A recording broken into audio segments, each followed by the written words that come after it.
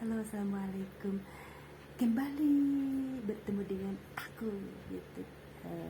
Pertama-tama aku akan mengucapkan banyak terima kasih kepada YouTube ya yang telah memberikan kesempatan kepada aku untuk ngobrol santai lah. Dan di sini banyak sekali hikmah yang aku dapatkan setelah beberapa waktu aku dituntun sama Allah ya untuk masuk YouTube, masuk Facebook. Di sini bukan kemauan aku untuk masuk Facebook, bukan kemauan aku juga untuk masuk YouTube, dan aku tidak pernah mau untuk masuk YouTube ya. Kalau tidak, maksudnya gitu ya. Setelah aku diberikan teman akhirnya deket, kita bisa sharing, kamu mau nggak masuk YouTube gitu. Aku dipaksa gitu ya, dipaksa masuk YouTube ya, maksudnya dipaksa tuh demi kebaikan aku, katanya kamu punya talenta dalam bidang-bidang tertentu, kamu masuk YouTube ya gitu. Tapi aku tidak pernah mau, aku menolak. Tetapi di sini Allah menggerakkan hati aku untuk membuka channel YouTube sendiri gitu. Itu juga minta bantuan dari anak-anak ya, karena anak itu pada pasif digitalnya, pasif. Kalau aku ini kan anak yang jadul ya, jadul zaman bahula gitu. Terus aku itu mainannya gamebot. Terus aku senang makanan tradisional, tetapi aku harus balance mengimbangi anak-anak yang sekarang yang makan makanan junk food, dan kita harus berusaha bijak menghadapi mereka. Di sini aku akan menerankannya. Dengan keadaan sekarang yang kita alami begitu benar-benar luar biasa, berat sekali kondisi di akhir zaman ini. Dengan keadaan perubahan iklim yang panas luar biasa, itu adalah sebuah tantangan, dan aku suka tantangan gitu.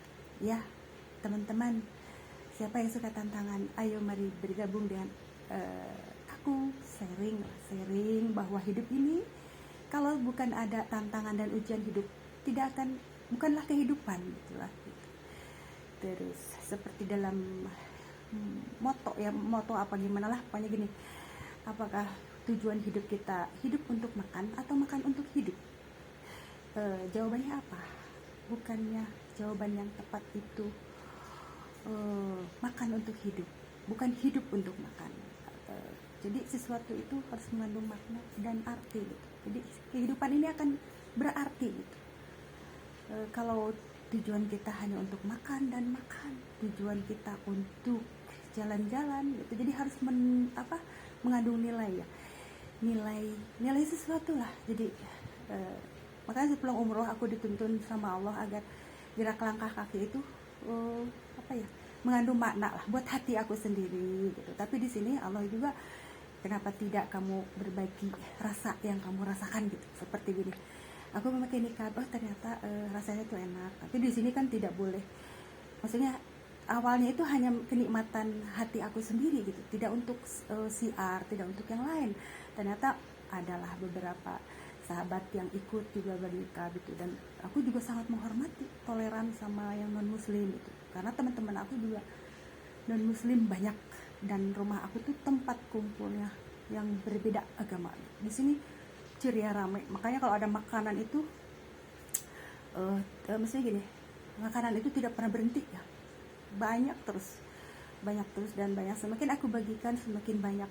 Makanya kalau ada anak-anak yang non muslim itu malah berkahnya itu tambah banyak juga, karena Allah itu punya sifat rahman ya, merahmat, memberikan rezeki kepada semuanya ya, semuanya.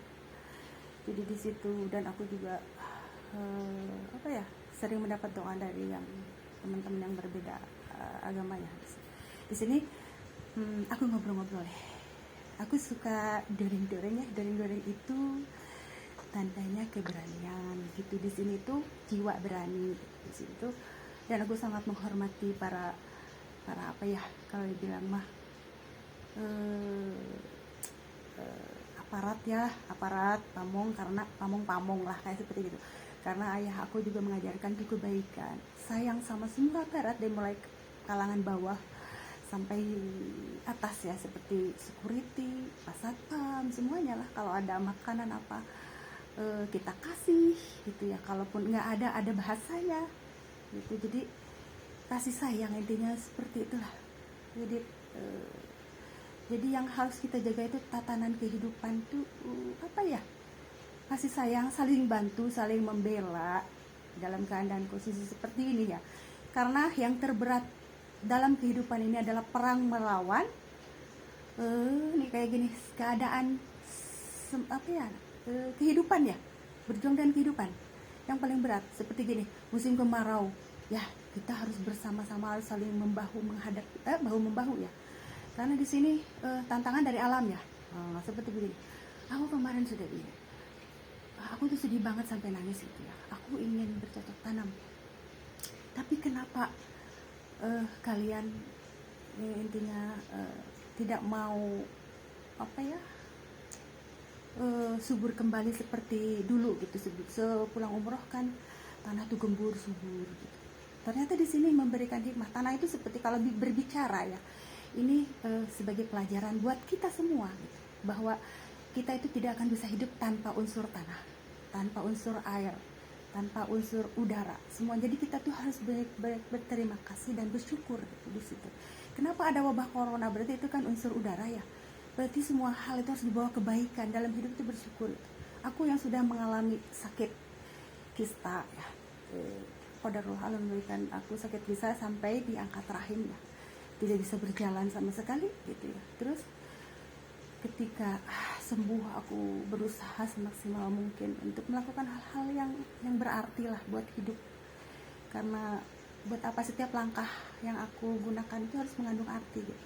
Seperti begini, karena masih ada dalam keluarga aku itu yang pada senang jalan-jalan, oke lah. Tapi setiap jalan-jalan aku pasti aku harus dibawa dengan siar hijab, nikah. Makanya aku suka muter-muter dan suka anak-anak suka ya mama pasti sambil mau itu deh itu muter-muter katanya. Udah, karena aku ingin melakukan sesuatu tuh, setiap langkah aku itu berarti dan penuh makna gitu. Dan aku juga tetap bahagia rasanya gitu. Jadi setiap langkah itu kita itu mengandung makna gitu. Terlebih-lebih kalau aku ada uang seberapa pun bisa aku sambil berbagi sedekah ke yang membutuhkan di jalan gitu. Terus mengisi kotak amal di setiap rest area yang kita jumpai gitu.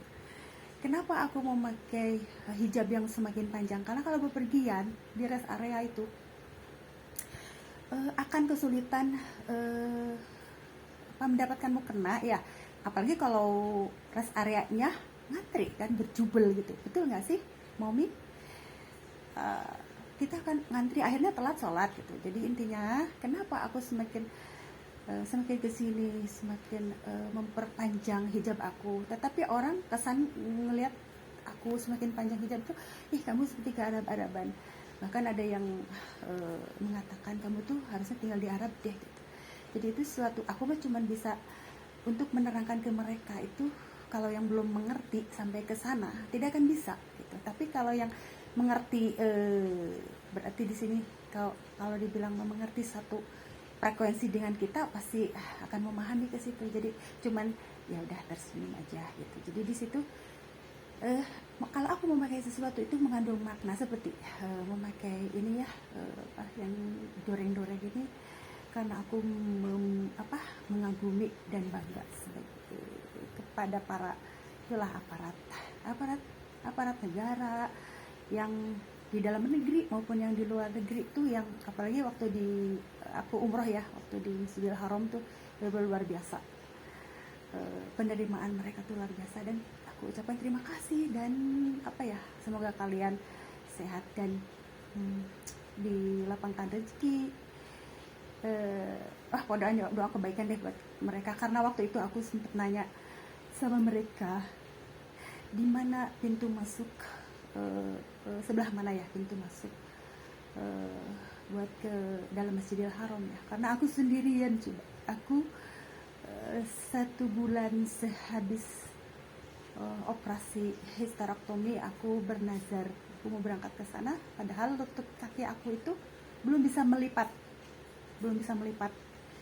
Jadi karena lama uh, lama tertidur nggak bisa digerakkan karena saraf-sarafnya itu tidak bisa jalan. Terus aku juga mengalami jatuh di kamar mandi gitu ya. Udah, itu ujiannya berat, tapi dirasakan nikmat luar biasa.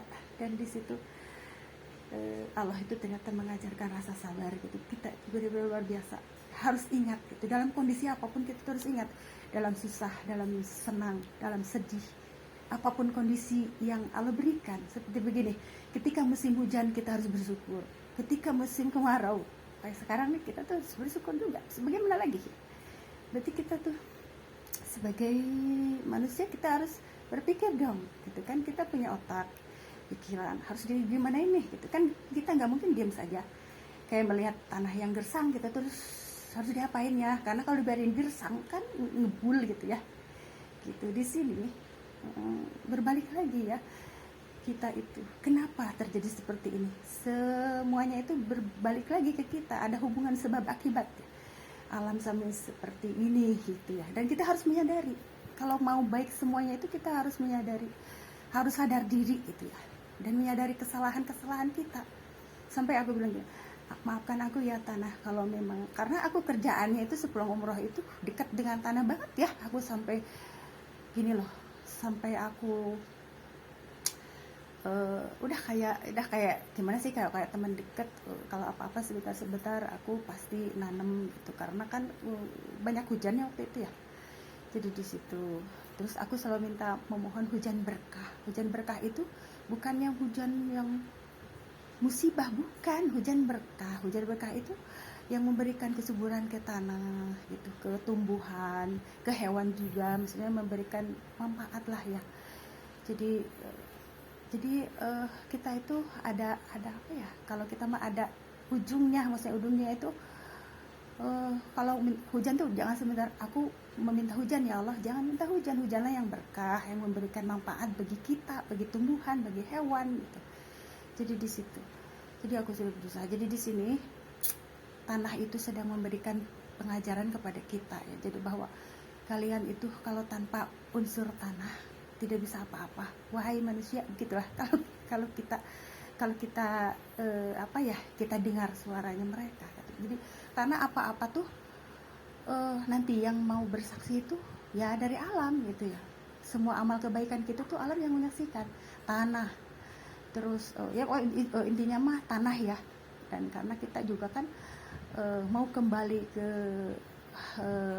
Allah itu kan ke tanah ya. Jadi di situ kita tuh harus banyak pandai-pandailah bersyukur kepada semua unsur ya, unsur air, tanah, udara, semuanya. Karena kompleks ya, masalah hidup kita tuh sudah kompleks. Dari sini butuhkan kesadaran dari semua orang gitu, dari mulai kalangan bawah, menengah sampai atas. Di sini pondasi agamanya, berarti pondasi agamanya yang harus dibenahi gitu. Makanya kan dalam sebuah negara, terutama negara Islam itu kan pondasi dalam sebuah negara itu kan agama Islam. Islam itu seperti apa dulu? Islam itu mengajarkan kasih sayang, bukan kasar ya, bukan kasar, radikal, bukan ya. Di sini aku juga mungkin mengenal teman, maksudnya tidak mengenal yang orang jahat, orang baik gitu ya. Tapi tugas kita kan saling mengingatkan dalam kebaikan gitu ya, bahwa cara itu tuh salah gitu. Jadi tidak menjudge. Aku itu bukan seseorang yang suka menjudge, meskipun aku telah banyak disakiti, misalkan dijolimi, tapi aku bukan tipe orang seperti itu. Kalau aku tipe orang seperti itu, berarti aku sama dong sama seperti mereka gitu kira-kira. Jadi kalau mau hidup enak itu ya jangan balas-balasan lah gitu, intinya saling berbalas. Jadi hidup ini tidak akan bisa ternikmati gitu, padahal waktu kehidupan kita tuh berjalan lebih cepat gitu. Mungkin sebentar lagi kita mau kiamah gitu, tapi kita tuh malah bertengkar terus, berdebat terus. Kalau menurut aku ya, aku ini seseorang yang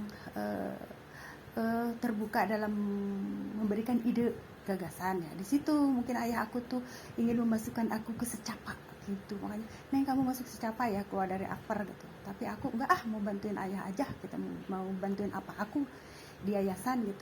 Dan aku juga tidak merasa memiliki, padahal ayah aku tuh ini balai pengobatan atas nama kamu, kamu boleh bawa kemana-mana pun kamu pindah, kata gitu. Aku tidak mau, aku tuh jiwanya tuh bebas gitu, jadi kayak aku ingin melakukan apa yang aku suka gitu gitu. Karena aku tuh apa ya, istilahnya apa ya, tidak mau dibebankan dengan hal-hal keduniaan gitu. Jadi aku bisa akhirnya ayah aku tuh dia memahami aku tuh karakternya unik gitu ya, jadi unik, tidak bisa meskipun